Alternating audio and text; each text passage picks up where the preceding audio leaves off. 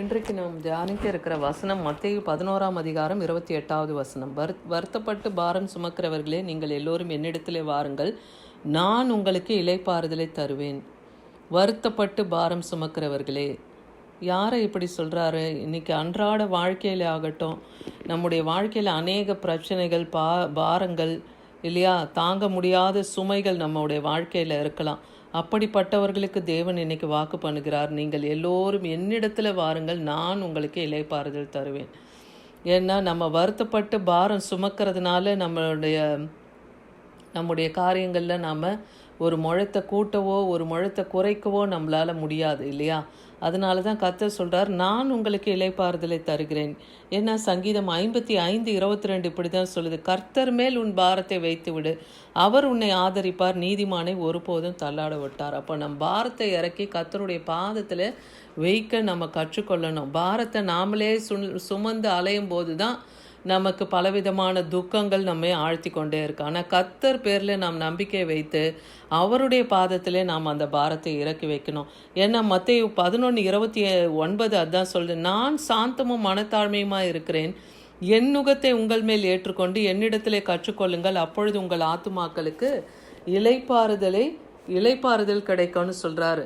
கர்த்தர் எப்படி அவர் சாந்தமும் மனத்தாழ்மையுமாக இருந்தார் இல்லையா? அவர் பலவிதமான பாடுகளை அங்கே அவர் வாழ்ந்த காலத்தில் அவர் அனுபவித்தார் இல்லையா? அவர் சுவிசேஷத்தின் நிமித்தம் அவர் பல பாடுகளை அவர் பட்டார், நிந்தைக்குள்ள உட்பட்டார், அவமானப்படுத்தப்பட்டார் இல்லையா? அவர் சிலுவையிலே அறையப்பட்டார்னு பார்க்குறோம். அவர் தலையிலே முள்முடி, சாபமான முள்முடி அவர் தலையிலே சூட்டப்பட்டது.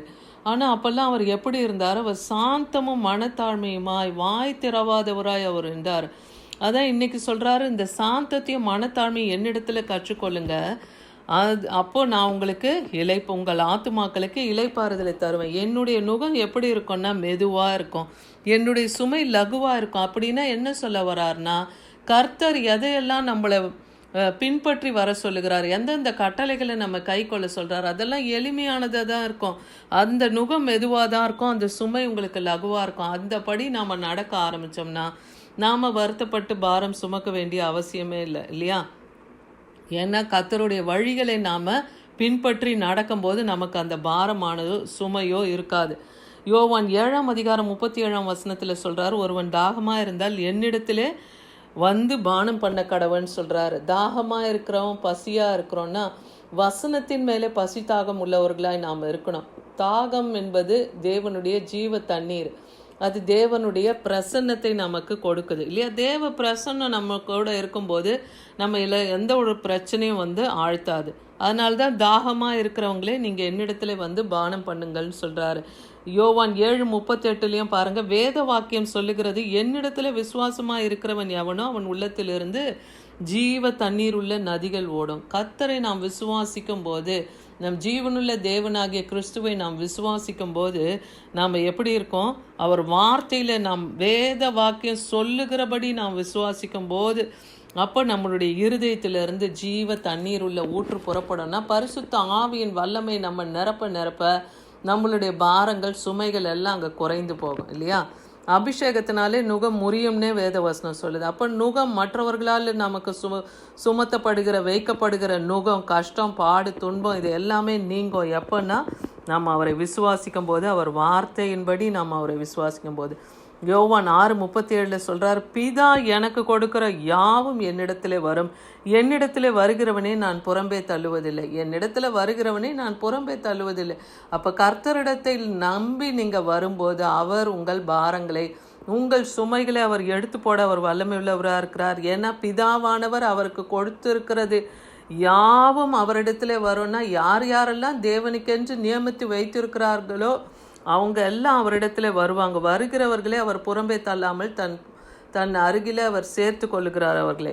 ஏசாயா 55:1 சொல்லுது, ஓ தாகமாக இருக்கிறவர்களே, நீங்கள் எல்லோரும் தண்ணீர் அண்டைக்கு வாருங்கள், பணம் இல்லாதவர்களே நீங்கள் வந்து வாங்கி சாப்பிடுங்கள், நீங்கள் வந்து பணமுமின்றி விலையுமின்றி திராட்சரசமும் பாலும் கொள்ளுங்கள்னு சொல்கிறார். ஏன்னா இஸ்ரவேல் ஜனங்கள் அடிமைப்பட்டு எகிப்தில் இருந்தாங்க. அவங்கள கர்த்தர் என்ன பண்ணார், அவங்க மேலே ஒரு இரக்கத்தை வைத்ததுனால தான் அவங்கள அந்த சிறையிருப்புலேருந்து அவங்கள விடுதலையாக்கி அவங்களுக்கு கானானை சுதந்திரிக்க கொடுக்குறார். அது எப்படிப்பட்ட இடமா இருந்தது? அது பாலும் தேனும் ஓடுகிற செழிப்பான தேசமாக இருந்தது. அவர்கள் கட்டப்படாத வீடும் நடப்படாத தோட்டமும் உள்ள இடத்திலே அவங்க நிலைநிறுத்தப்பட்டாங்க இல்லையா? இஸ்ரவேல் ஜனங்களை அப்படி ஒரு செழிப்பான எல்லையிலே தேவன் கொண்டு போனார். அப்போ பணம் இல்லாதவர்களே நீங்கள் என்னிடத்துல வாங்கி சாப்பிடுங்கள்னு சொல்றாரு. பணமுமின்றி விலையுமின்றி திராட்சரசமும் பாலும் நீங்கள் எடுத்துக்கொள்ளுங்கன்னு சொல்றாரு. அப்படி தேவனிடத்துல அவர் ஐஸ்வர்ய சம்பன்னர், அவரிடத்துல ஐஸ்வர்யம் இருக்கு இல்லையா? அப்போ நாம நம்ம கிட்ட இன்னைக்கு எதுவுமே இல்லாத ஒரு வெறுமையான நிலையில இருந்தாலும் நாம் தேவனை நோக்கி போகும்போது அப்போ தேவன் நம்மை ஆசிர்வதிப்பார். அவர் நம்ம பசிதாகமாய் வாஞ்சியா இருக்கிறதை தேவன் அறிந்து நமக்கு தேவை என்னவோ அதை அவர் நிறைவேற்ற அவர் வல்லமையுள்ளவராக இருக்கிறார்.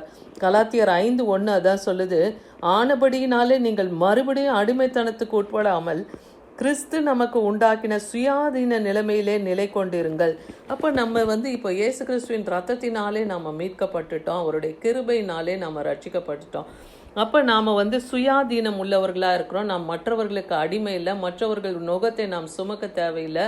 நமக்கு விரோதமாக எத்தனை பேர் இந்த நாட்களில் எழும்பினாலும் அவங்களை குறித்த பயமோ கலக்கமோ நமக்கு வேண்டாதபடிக்கு நாம் நம் பாரத்தை இறக்கி கர்த்தருடைய பாதத்தில் வைப்போம். அவர்களை நாம் கர்த்தருடைய கரத்தில் நாம் ஒப்பு கொடுப்போம். ஏன்னா நம்மை சுயாதீனம் உள்ளவர்களை அவர் வைத்திருக்கிறார்.